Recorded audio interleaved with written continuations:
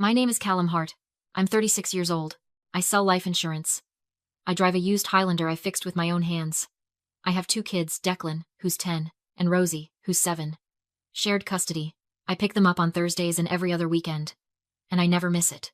Not once. I have a credit score my dad likes to brag about, usually right before he asks me to co-sign something. Just this once. Cal. You know how banks are with me. On paper, I look fine. Steady job, clean apartment, kids who are fed and loved and doing okay. But there's a version of me that's been running on fumes for 15 years. The version who learned early that the best way to survive his family was to be useful to them and never, ever inconvenient. That version died at a white tablecloth restaurant on a Saturday night in October. I want to tell you exactly how it happened. I grew up the oldest of two. My sister Brianna is 3 years younger. Louder. More magnetic. And somehow perpetually between jobs while living in apartments with exposed brick and heated floors. She has a husband named Troy, who grins through everything like a man who's never once been handed a bill. My parents, Gerald and Patrice, raised us in a house where love was expressed through proximity and obligation.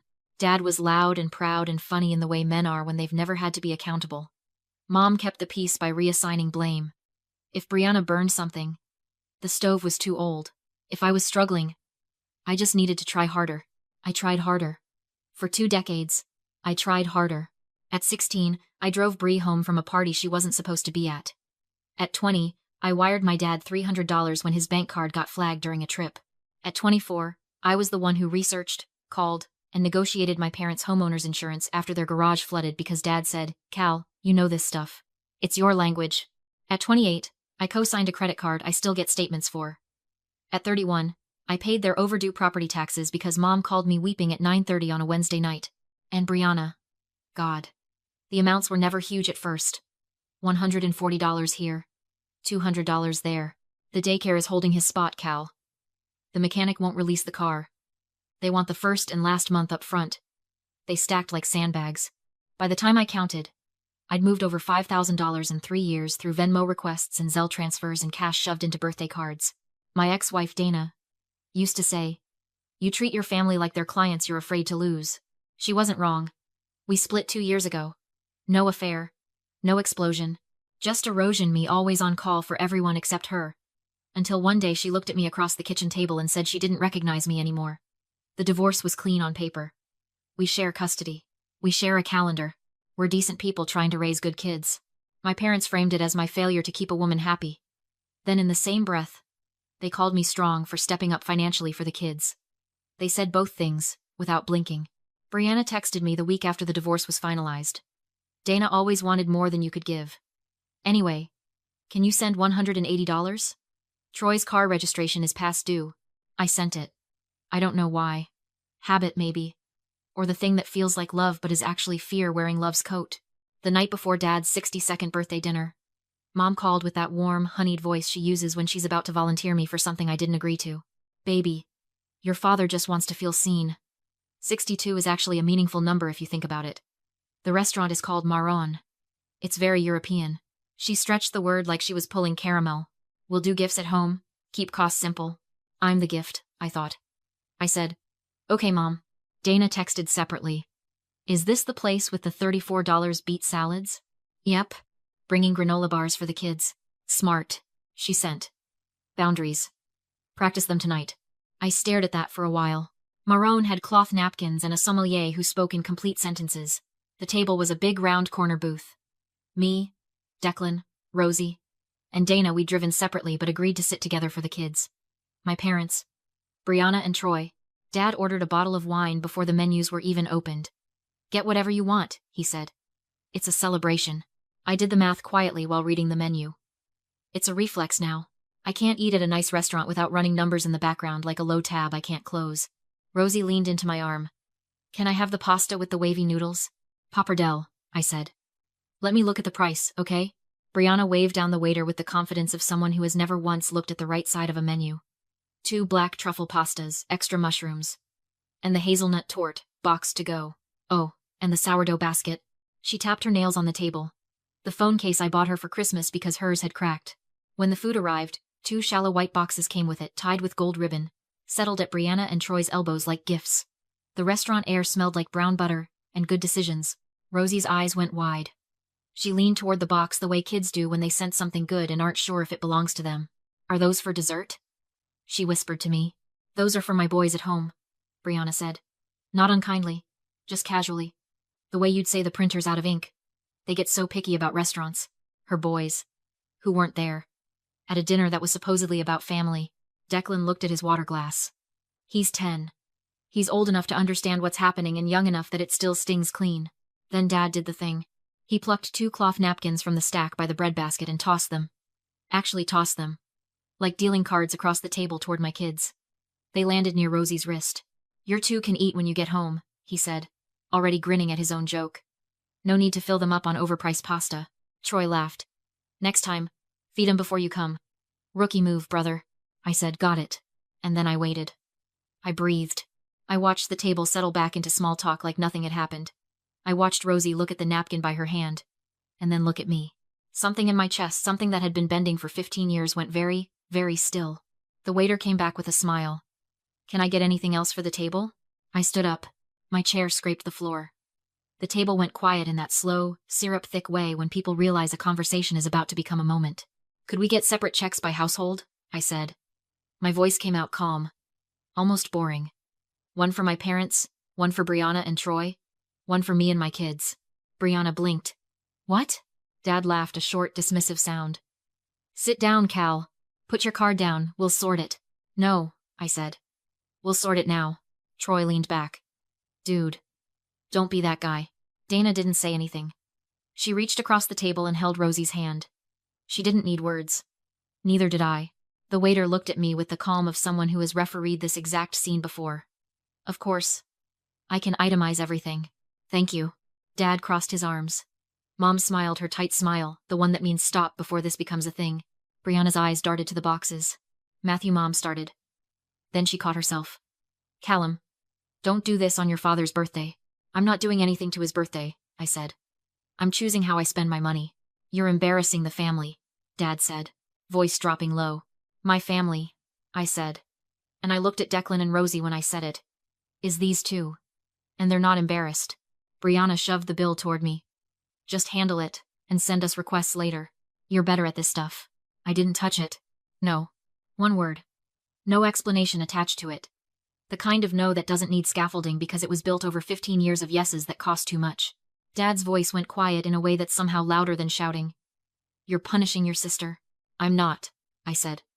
"I'm ordering my kids' dinner." I turned to the waiter. "Can you add 2 kids' pastas to my check? Plain butter, nothing fancy." "Absolutely." Dad slapped the table once, not hard, just declaratively. The sound of authority being performed. "You don't tell us how to spend our money." "I'm not," I said. "I'm telling you how I spend mine." Mom tried soft. "Be reasonable, baby." "I am reasonable," I said. "Reasonable is not paying for a table that tells my children to wait while boxing food for kids who aren't here." Brianna rolled her eyes. "It's pasta. It's the signal it sends," I said, and I'm done pretending not to receive it. A beat of silence that felt like weather changing. I looked around the table at my dad, who built his authority on my compliance. At my mom, who kept the peace by making me the shock absorber. At my sister, who learned young that I was a resource, not a person. At Troy, still grinning because he has never once been the one to figure out the bill. And I said this clearly. Without heat. I've covered a lot of checks at this table. I've co-signed accounts I'm still attached to. I paid the property taxes last winter. I've Venmoed emergencies I never heard about again. I'm not a bank. I'm not a backup plan. I'm an insurance agent who is very good at reading the fine print. And the fine print of this family is that my yes was never appreciated. It was just expected. Brianna whispered to Mom.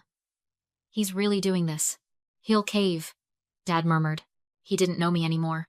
The kids' pastas came out fast, butter golden, simple, with a little cloud of Parmesan. Rosie smiled so wide her eyes crinkled. Declan said, "Thanks, Dad," in a quiet, serious voice that will stay with me for the rest of my life. "You're welcome," I said, and I ate my own food, steadily, while the table around me recalibrated. When the checks came, I signed mine. $79 with tip. Reasonable. Dad slid his check toward me with one finger, like a chess move. "Last chance," he said. "No," I said. I helped Rosie with her jacket. I reminded Declan about his hat. Dana stood too, quiet and solid, a shield without being asked to be one. You're walking out on your father's birthday, Mom said. I'm walking out with my children, I said. We'll call tomorrow. You'll regret this, Dad said. I used to think that, I said. Turns out I regret every time I didn't do it sooner. I put one hand on Declan's shoulder and one on Rosie's back, and we walked out through the heavy door into the October air. It was sharp and cold and clean. In the car, Rosie swung her feet against the seat. Are we in trouble? No, sweetheart, I said, buckling her in. We're just in a different chapter now. Do chapters have pasta? She asked. The best ones do. The next morning, my phone was a siren. 29 texts. 14 missed calls. A family group chat that had escalated from dinner updates to, how could you? In under 11 hours, I made pancakes. Declan measured the flour with scientific seriousness. Rosie stirred with her whole body. We ate in our pajamas at a table that felt, for the first time in a long time, like mine. At 10 a.m., Mom called. I picked up. Your father didn't sleep, she said. I did, I said. You humiliated him. I split a check. She cycled through her repertoire, disappointment, then softness, then the oldest pressure point of all, your sister struggles. I listened. I didn't argue. When she said your father wants you to apologize, I said I won't. When she said he wants his Costco card back, I said I'll cancel it this afternoon. Silence. There's no need to be vindictive, she said. I'm not being vindictive, I said. I'm being consistent. She hung up. Dad texted in 4 separate messages. You embarrassed your mother. Be a man. Don't come by until you can behave. Then, 60 seconds later, bring the pressure washer when you get a chance. The siding's getting green again. I stared at that thread for a long time. Then I put the phone down and finished my coffee. Brianna found her platform by evening. She posted a photo of Dad's untouched dessert with a caption. Nothing like birthday drama to remind you who's actually showing up for family. Her friends left hearts and you're so strong and some people just can't handle love. Monday morning, a wall of text from her. No greeting. You made Mom cry. Chuck Troy says you were rude to the entire table. Dad is reconsidering how much he helps with my boys. You know money isn't everything. Can you send $150 for school picture packages? They sprung it on us. I typed and deleted 100 responses. I sent 2 letters. No, she replied instantly. So that's how it's going to be. Yes, I wrote. That's how it's going to be. The weeks after were strange and quiet and real. I made a list. Canceled the Costco sub-account. Removed Dad's card from my Apple Wallet. Audited the streaming subscriptions, Hulu, Disney+, Spotify, all still active on my card for 3 adults who had never once said thank you. Checked the joint emergency savings account Dad had insisted on 5 years ago because we're a team, Cal. There was $43 in it. He had withdrawn every single emergency as cash. I closed it. Dana came by to pick up the kids. She looked at my laptop screen, at the tabs and the lists. You need help? I've got it. She tilted her head. You always say that. I mean it this time. She studied my face, then nodded. Okay. Then, quietly. The kids felt safe last night. Whatever you did, they felt it. That was the one I saved. A Thursday night new number, gravel voice on the line. Mr. Harte. This is Roy at Eastside Towing. We have a Honda Civic registered to a Brianna Harte. She listed you as the secondary cardholder. The old life. Knocking. I'm not on that account anymore, I said. Release it or hold it. I won't be paying. A pause. She's, pretty upset with my guys. I'm sorry, I said. 2 words I'd been keeping for myself. Dad showed up at my door at 11:48 on a Tuesday night. My Ring camera caught him jaw set, hands in his jacket pockets. He rang twice, then knocked once, then stepped back and looked directly into the camera lens like he was looking for me inside it. When I didn't come down, he said to the empty porch. Fine. Be alone then. See how that works for you. He walked back to his truck. The porch light clicked off on its timer. I watched the clip 3 times. I felt something I didn't expect. Not anger, not guilt, just clarity. The kind you can only get from the far side of a long decision. I slept soundly for the first time in months. 2 weeks later, I got a call from my grandmother, Nana Bev. 86. Sharp as a letter opener. You did the right thing, she said. No preamble. How do you know what I did? Your mother called crying. Your father called grumbling. Your sister called twice. When all 3 call within a day, whoever's left is usually right. She paused. Your grandfather told his brothers no once. About a truck he'd lent them for 6 months. They called him heartless. He slept better for 20 years after. I laughed the real kind, the chest kind. Bring the kids for biscuits, she said. I'll tell you which cousins owe me money. At least they pay in stories. We went. She did. It was the most healing afternoon I'd had in years. Here's what I know now. On the other side of it, boundaries don't harden you. They just put your softness where it belongs. Declan asked me one night at bedtime, "Are we still going to Grandpa's on Sundays?" "Not for a while," I said. "Is that because of the dinner?" "It's because of a lot of dinners," I said. He nodded slowly. "It was rude. What Grandpa said to Rosie." "Yeah," I said. "It was. You didn't get mad, though." "I got clear," I said. "Which is better?" He thought about that. "Okay. Then, can we have pancakes tomorrow?" "Always."